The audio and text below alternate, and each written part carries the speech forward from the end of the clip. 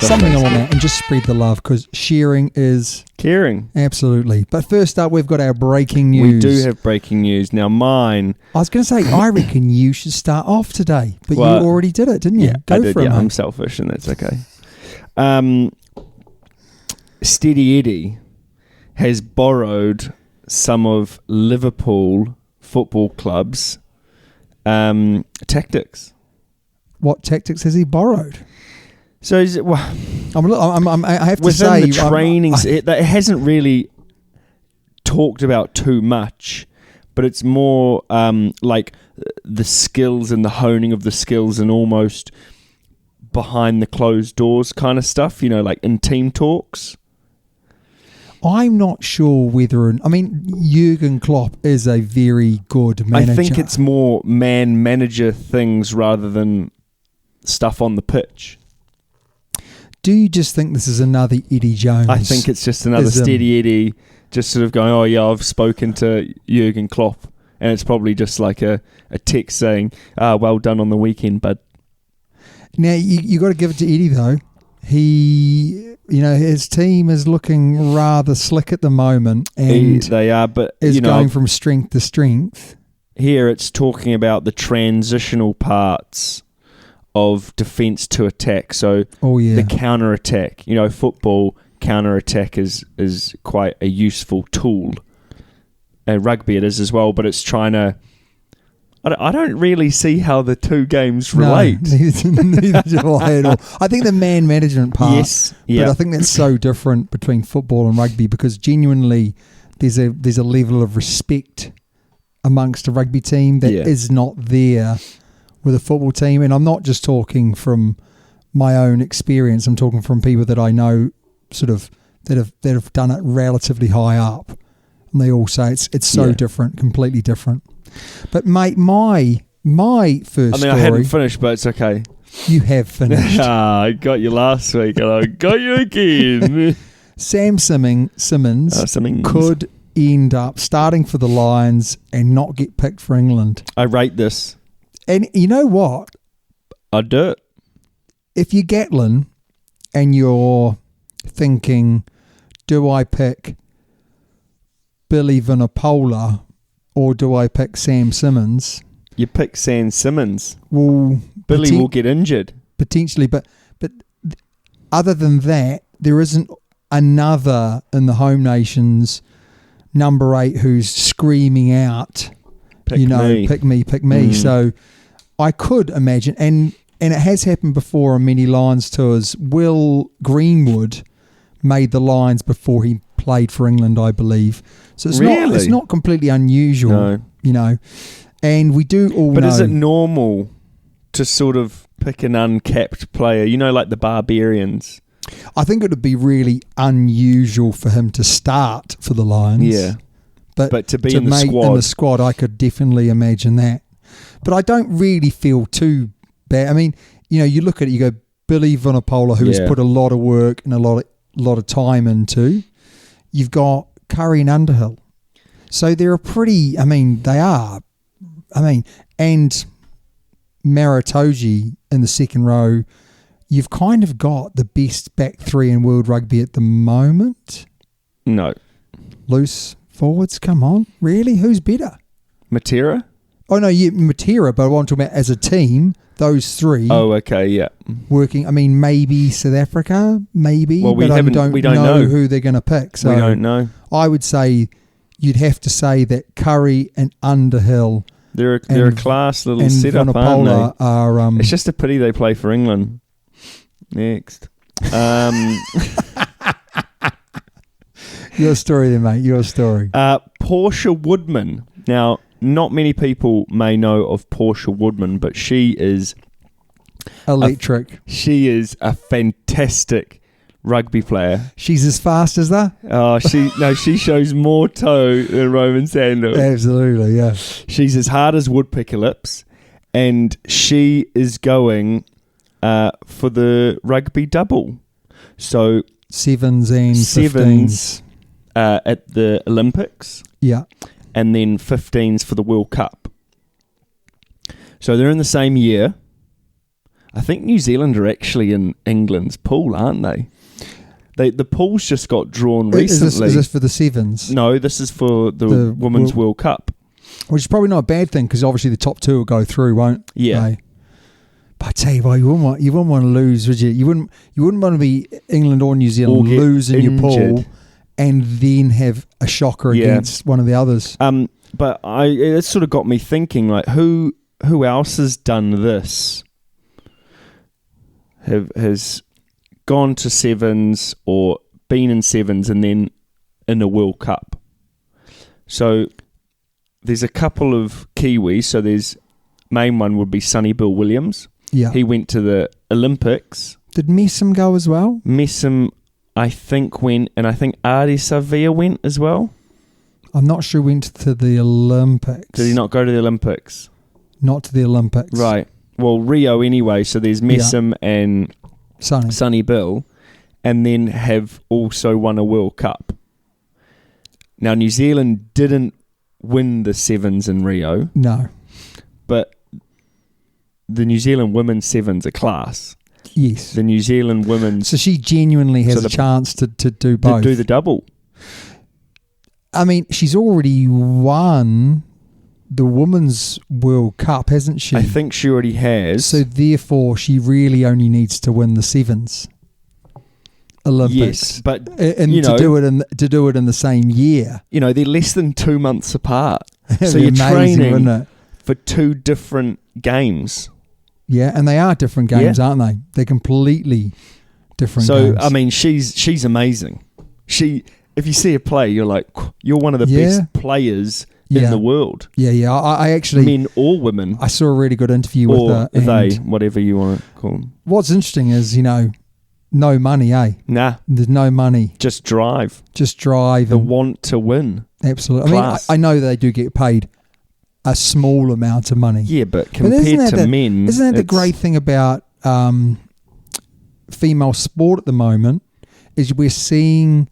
kind of the first real big strides forward. Like if you watch women's rugby 3, 4, 5 years ago, they couldn't pass off their left hands, and now it's just like boom, boom. Yeah. It's real skill level's gone up. I think almost when was the there was the Women's Rugby World Cup in England. Yes, a handful of years ago, and that's when it sort of put women's rugby on the map. I think a lot of that's to do with the fact that with the Olympics, a lot of these countries put in money into their sevens programs. And unlike the men, there is a huge crossover between women's sevens and women's 15s. Yeah. Whereas for the men, it's specialised, isn't it? It's very little crossover. And obviously that means that those women who are getting paid to train, especially the English girls, world rugby's gone up for female. Definitely. And watching the French girls the other night, quality as well. English women's rugby, even grassroots is class. Yeah. There's so much rugby in this country. Yes. For women, they've got so many opportunities, which is awesome. And I know New Zealand and Australia and all that. South Africa maybe have a lot of opportunities, but not all. You can make money. You can live off the money you make to be a female rugby player over here. Compared to male rugby, they earn nothing. Drop in the ocean. Oh. I do think only really the top rugby guys get paid good money though. Like if you're a Super Rugby player and you don't make the All Blacks, you're not getting paid a huge amount of money. You make a living while you play.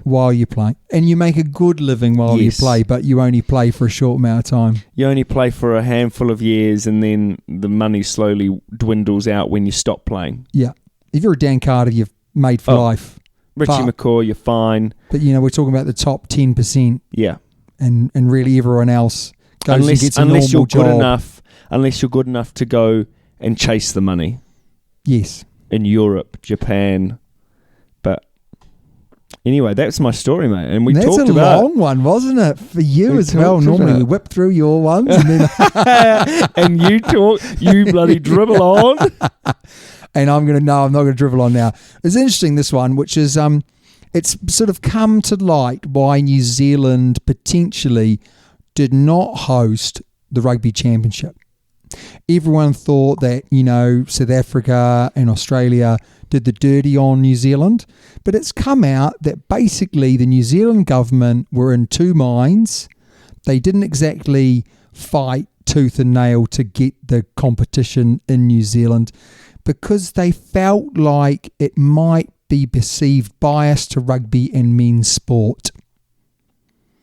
They also were worried about the national health of the nation, and they were worried that basically if they let in rugby players, then why weren't they letting other people as well, which is a comment that you made at the time. I get the second two comments, but I'm not sure I get the first. No, I don't get the bias to... And I'll give you an example why. Because New Zealand held an international netball competition. Yeah. So is that bias to netball that they allowed that one to go through and not the rugby competition? I mean, I don't mind that it's in Australia. I don't mind it either, no. I think the only real pain is that for the New Zealand players coming back, it's a pain. But I suppose... Yeah, but it's the same with Argentina. Yeah, absolutely, yeah. I'm just saying it's the same for everyone, isn't it? Yeah. The only people that would have had a real advantage is New Zealand for it to be held in New Zealand. Yeah. And I suppose Australia have that advantage, but they did have to come in quarantine and play in New Zealand for a start. Yes, they did, as well. So it was almost a trade-off. And to be honest, it's been a good competition. Yeah. Holding it in Australia it may have given Australia a slight advantage, which is good though. Which they need. Yeah. And let's be honest. And they've lapped it up. Australian rugby needs a bit of a shot in the arm, and maybe this is going to do it. So I've got no issues with that. Neither. And actually, I think probably it was the best solution. Yeah. Right, my last one. What I like is how this is breaking news, and it's like, oh, me last one. It's breaking. It's supposed to be exciting. Yeah. Punch, punch, punch.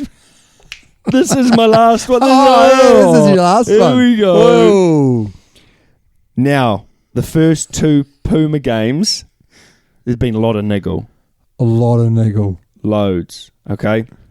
Even the first two ones against Australia and New Zealand, a lot of niggle. Yeah.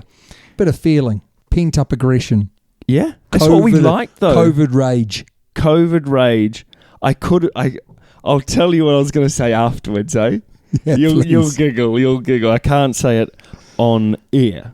But Patrick Tuipulotu has sort of come out and he full on expects loads more niggle. If we look at Pablo Matera again. Yes. He was in the middle of it. There's one thing you can be sure that the Argentinians will bring, which is emotion. Emotion, heart, feeling. That comes in niggle. Feeling and emotion are the same thing, but I said them both just to be sure.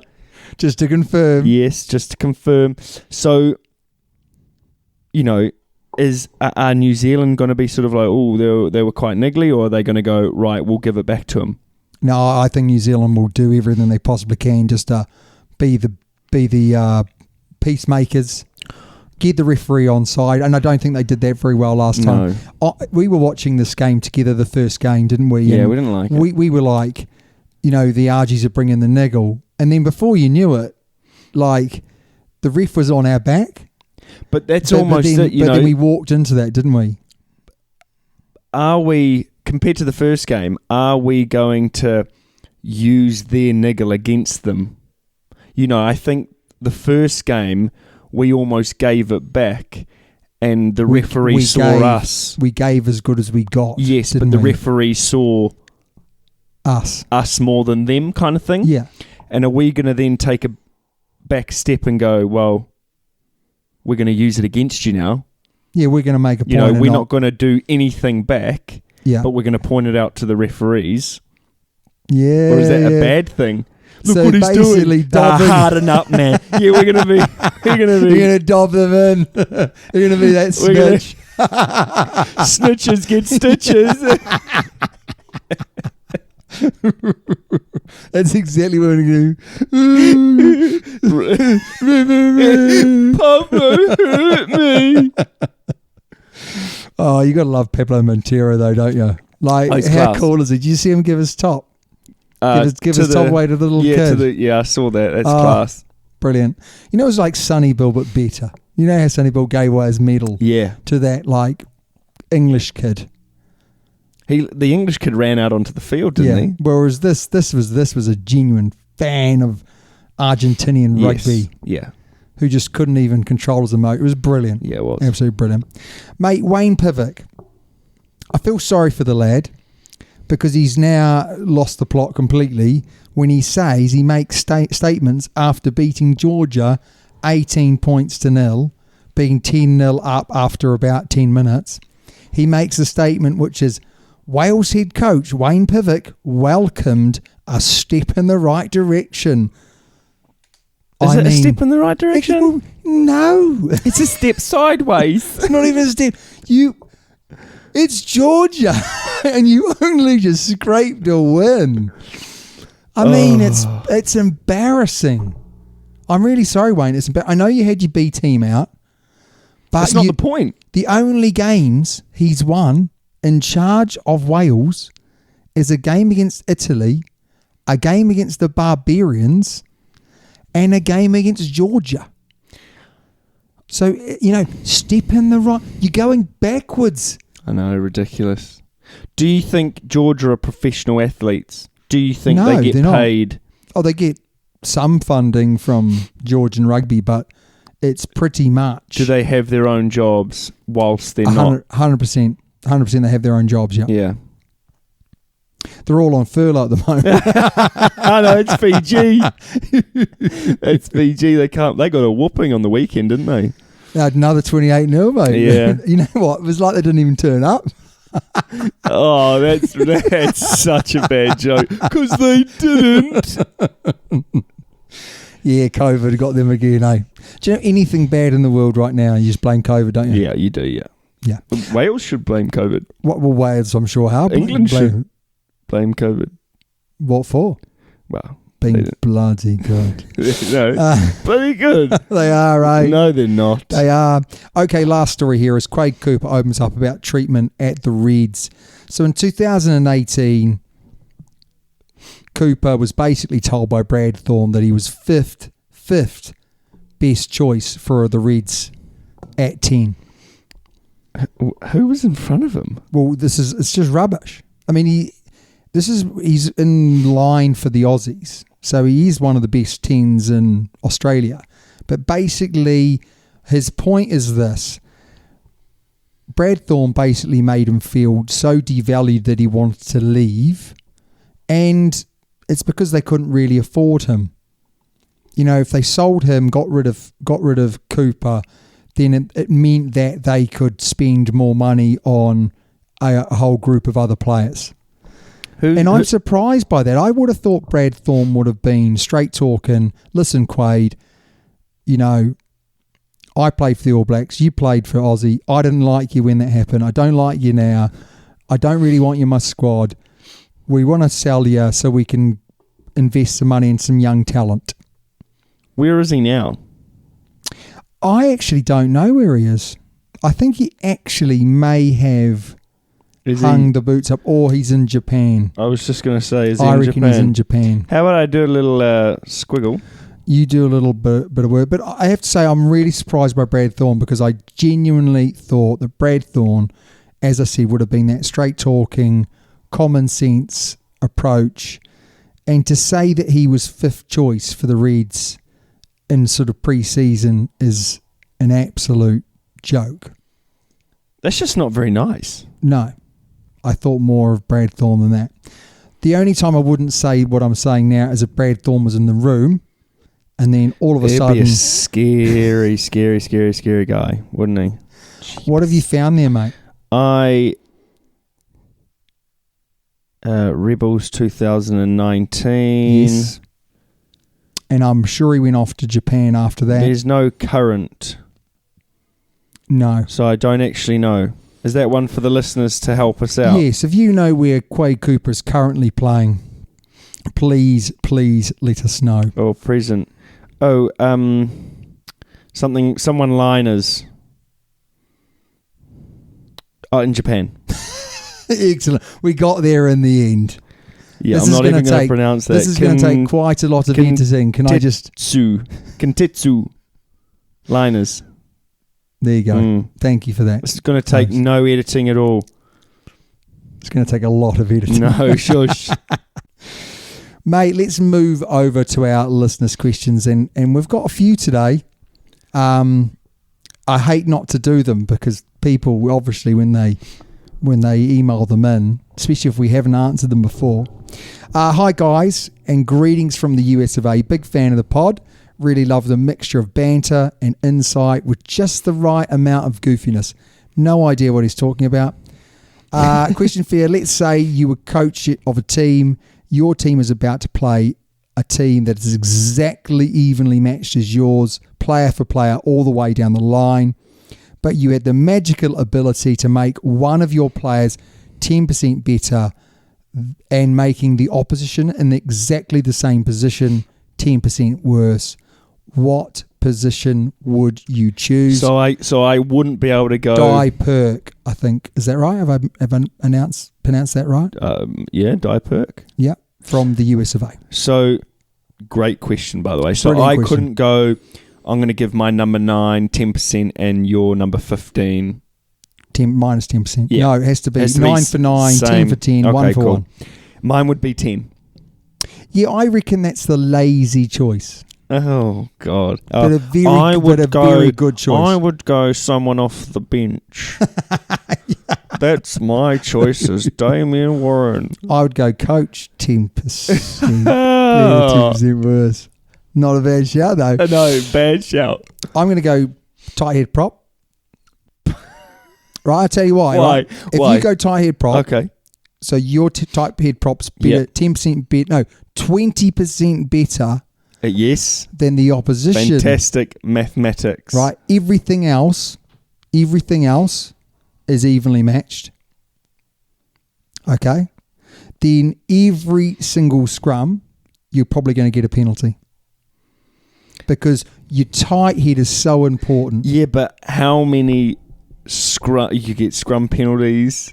Yes, I mean scrum penalties. What about hooker? No, not the same. Throwing in the line out. But 10%, prop who they lift as well. Yeah, they do. 10%, 20% better. Do you know what I mean? So I'm going to say that. The other one I would have thought, which I think 10 is a great shout as well. The other one is 12. I think breaking the line. Breaking the line. You can man on man, isn't it? Yeah, but you can swap, can't you? What do you mean? Well, defensively you can swap. So if you... Oh, yeah, I see what you're saying. Yeah. I see what you're saying. So they can sort of figure it out and go, oh, he's a lot better than I am. Can you swap and tackle him? And they'll just swap. Hey, Dave, can I move to 13 and you move to 12? He's a bloody cracker. This kid's blimmin' good, eh? But he's just as good as you are. Yeah. We're so evenly matched apart from me, who happens to be 20% worse. Brilliant, yeah. So that's a great shout. Really good shout. I would like our viewers to give us a little bit of a vote on this. Do you think you'd want your 10s to be in this position, or do you think your tight head prop? Some would say loose head prop, you'd probably get a very similar, but I think tight head's like the cornerstone of the scrum. Yeah. So, important. My question to you, Tobes, is this. I haven't even looked at it. Have New Zealand got worse, or have the chasing group of countries just got better? Great question. So obviously New Zealand have been average. This is my question to answer. Yes, I'm just clarifying for the listeners. Okay, fine, cool. Sorry. I mean, they did lose last week, so I think a bit of both. I think Forster. Yep. No, it's not Forster, it's Foster. Foster, mate. Yeah. You keep on saying Forster. Now I'm keep on saying Forster. I never said that. You Foster. Ian. You used to say Smithy, mate. Ian Smith. I did, didn't I? The commentator. I say Fozzie. You do say. Let's just keep it at Fozzie. Yeah. Fozzie wasn't the best choice for New Zealand, I don't think. Are our players potentially a bit cocky at the moment, or going into that rugby Tri Nations? I think so, but also I think the chasing group is a lot better. I actually think this. I mean, it was a bit of a poor question because who's the chasing group? Because the tier 1 teams. You know, we came third in the World Cup. Yeah. So there's 2 teams ahead of us, England and South Africa. Yeah, especially in the world rankings too. Let's just say we have said that that's the chasing group. Yeah, but I said it last week. New Zealand are still the benchmark in world rugby. We had a great comment on Twitter, which is, you guys play great brand of rugby, but you're no longer the benchmark. Oh, is that what he said? Yeah, that's what he said, yeah. And did he say the benchmark was? No, I asked him that question and he hasn't come back to me on that. Yeah, I don't think New Zealand have got worse. I think New Zealand have just stayed. Yes. And have become predictable, like I've mentioned before. They need a fresh of breath air. A breath of fresh air. They do. I would say that New Zealand have developed their game over time. They've always been happy to share their knowledge with other coaches and whatever. And what's ended up happening is they've shared all their knowledge. Everyone's copied them. And they've stopped adapting now. So therefore, they haven't really adapted for probably like 2 years, apart from the double pivot, which doesn't work. No. Which is Fozzie's idea. And he's stuck with it. Yeah, I know. He's like I was going to say something bad. I can't really say that. But, you know, it's kind of like, you know, just holding on to something just because they want to eventually be proved right. But it's not going to happen. Yeah, it might even be too little too late for them. So I think they could potentially solve a lot of their issues if they have the right team on the pitch. But consistently, he's not picking the right team. No, I agree. But if they do and give them time, they're not. I could see them, actually the players driving a new system forward and getting around these problems rather than the coaching staff. That's for sure. What's your question for me, mate? My question to you: what is your favourite team outside of New Zealand, both national and international? International would have to be either France or Scotland. Scotland? Yeah, I love it. I'm surprised. I like Scotland because I always felt they're always the underdog. They're always for a good reason. Yeah. But France, you can't beat France. You can't beat a good love the idea of playing French, flowing rugby. You know, the weather's lovely. They've got the wine there. You know, there's so many similarities between French rugby and New Zealand rugby. So I like that. Yeah. Like the characters that have come out and the what about national team? Yeah, now I don't really have a national team. In saying that, what about like the Rebels? Yeah, I would say if I had to pick another team in Super Rugby outside of New Zealand, I'd go the Rebels. I like the fact that they've done what they've done. I quite like the Reds this year. I thought the Reds are pretty good. Love the Sharks from South Africa, the way that they were playing. And over here, I'd probably say I'll support Leicester because my mate supports Leicester and they need all the help they can get at the moment. They do. But for me, it's one team, and I like the Sunwolves. Oh, yeah, the Sunwolves were great, weren't they? Yeah, they were. They were great. Yeah, actually, I'm going to scrap everything. The Sunwolves. And I like the Japanese national team. Love the Japanese. What am I doing? I don't know, mate. I'm having a shocker here. Your head screwed on. I just I have to say, I like the Argentinians. Yeah. I like the Griquas. The Griquas, jeez. Jeez Louise. Yeah, so that's who I'd pick anyway. Next question up. Oh, we're going question again. Yeah, we're going question, and we're going to keep one for next week. But this is from David Sally. Okay. Oh, yeah. I wanted to ask you this. Do you think the ABs suffer from a depth issue? More specifically, are the ABs suffering because they have so many players playing out of position, specifically Bowden Barrett, 10, not 15, at 15. Geordie, he should be playing 23, but he's on 11. Yeah. Savia, who's playing at 6, but could be playing at 8. Rico, etc., etc. I feel like the ABs are opting to play people out of position to get the best players on the field, but not the best team. What do you reckon? Great question from my David Sally. Real good question. I wonder why they are doing that. I wonder why Fozzie is choosing to play players outside of their position. You know, Rico is he's almost a bit of a hybrid. He's always wanted to play in those centres, but he's been put out on the wing. Yeah. And we like him out on the wing. But I like him in the centres more. He isn't a 13 at the moment. No.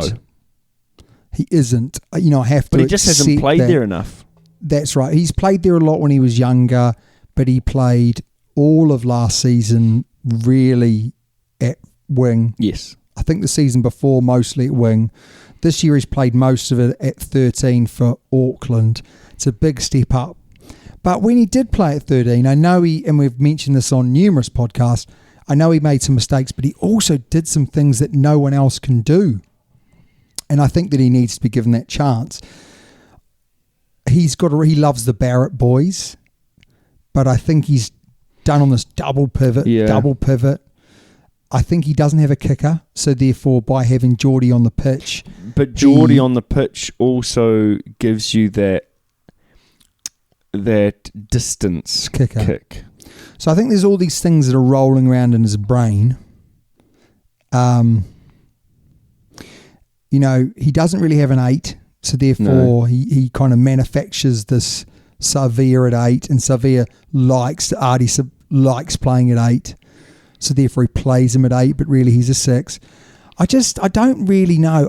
I don't think that he's ever really been a very good selector of a back line. And this is now going into the forwards. New Zealand have a problem that they don't have stand out in every position. So they've got Aaron Smith, he's their 9. Yeah. But really, apart from that, there's so many players. Like, you got McKenzie, really good 15, but he's small. Yes. So therefore, is he... Not necessarily a bad thing. No, but is he would he play against Ireland and they'd kick him off the pitch type thing? Geordie Barrett isn't really dynamic enough at 15. So then you got Bowden Barrett, you got Richie Mwanga, you got all of these issues, and I think, and part of that is they don't want them to go overseas either. If you don't pick Richie Mwanga, then he'll leave and go to England or Japan. Yeah. So it's so difficult, isn't it? It's so difficult for him, but that's also where that man manager comes into it too. Absolutely. You've got to have a stiff conversation, a bit like Ruben Thorne with Quade Cooper. If you don't think he's good enough, don't pick him. Send him somewhere else, but be straight up with the guys. Yeah.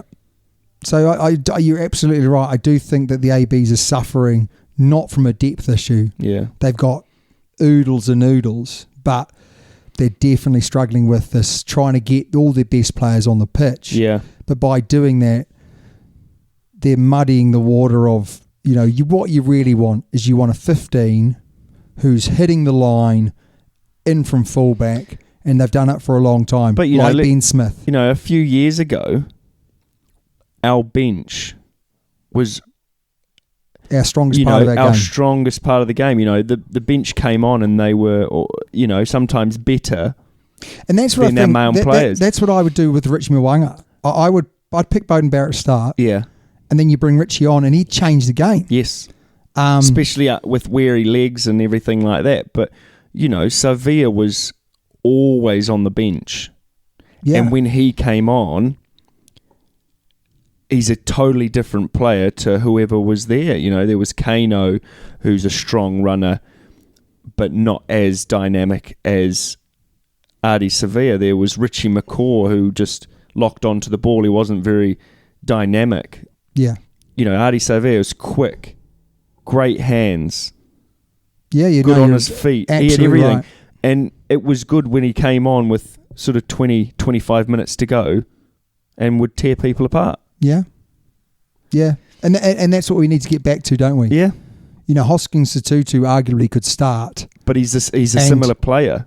And Rico's bro, Akira Ioane, comes on. Yeah.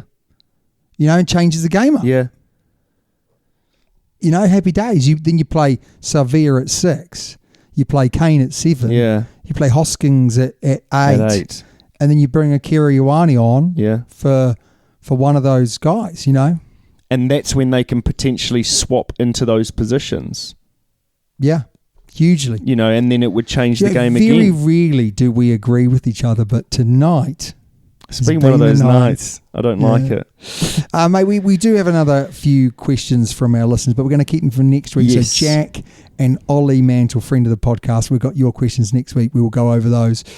Thank you for those questions through. But we are going to finish the show today with the quiz. The quiz!